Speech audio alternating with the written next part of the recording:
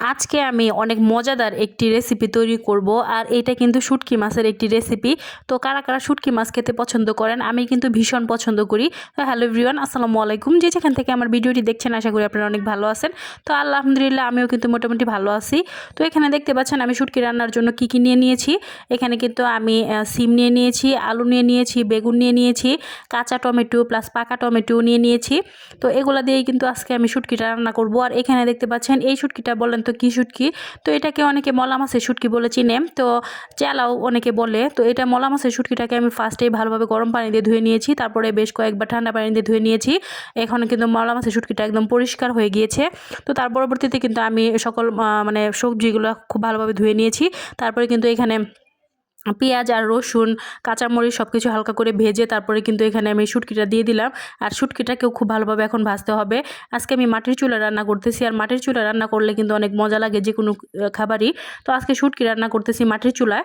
তো যে দেখতে পাচ্ছেন আমার কিন্তু শুটকিটা ভাজা হয়ে গিয়েছে। তো এই পর্যায়ে কিন্তু পরিমাণ মতো লবণ, হলুদের গুঁড়া, মরিচের গুঁড়া, পরিমাণ মতো ধনিয়া গুঁড়া সব কিছু দিয়ে এখন এই মাছ মানে শুটকি মাছটাকে খুব ভালোভাবে কষিয়ে নিতে হবে। তো অল্প পরিমাণে পানিও দিয়ে দিয়েছিলাম। তো ভালোভাবে কষানো হয়ে গেলে কিন্তু আমি এখানে সবজিগুলো দিয়ে দিব। তো এইভাবে কারা কারা শুটকি মাছ খেতে পছন্দ করেন আমার মতো? আমি কিন্তু খুবই পছন্দ করি। শীতকালে কিন্তু এরকম শুটকির তরকারি আমার কাছে খুবই ভালো লাগে। একদম মাখো মাখো করে রান্না করলে বেশ ভালো লাগে খেতে। সবসময় আসলে মাছ বা মাংস আসলে সবসময় ভালো লাগে না। যার কারণে মুখে একটু রুচি আনার জন্য মাঝে মাঝে ভর্তা বা শুটকি আইটেমটা আসলে খাওয়াই যায়। আমার কাছে কিন্তু ছোটোবেলা থেকে আমি পছন্দ করি শুটকি মাছটা। অনেকে শুটকি মাছ একদম পছন্দ করেন না। তো যারা পছন্দ করে না তাদেরকে আর কি বলবো, যারা পছন্দ করে তারা তো বুঝেই।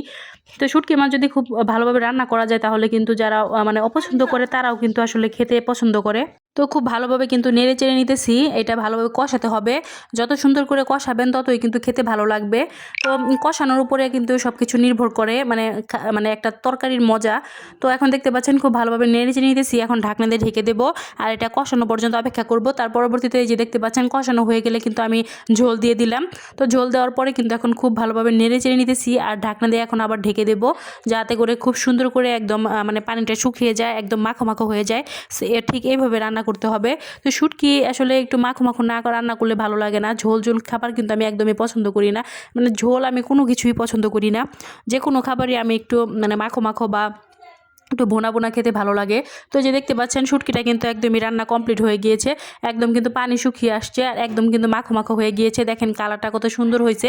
আর এইভাবে রান্না করলে কিন্তু খেতে অনেক মজাদার হয়। তো এই যে রান্না কিন্তু একদমই কমপ্লিট। তো এখন কিন্তু নামিয়ে নিব। আর গরম গরম ভাতের সাথে কিন্তু এরকম শুটকি খেতে কিন্তু দুর্দান্ত হয়।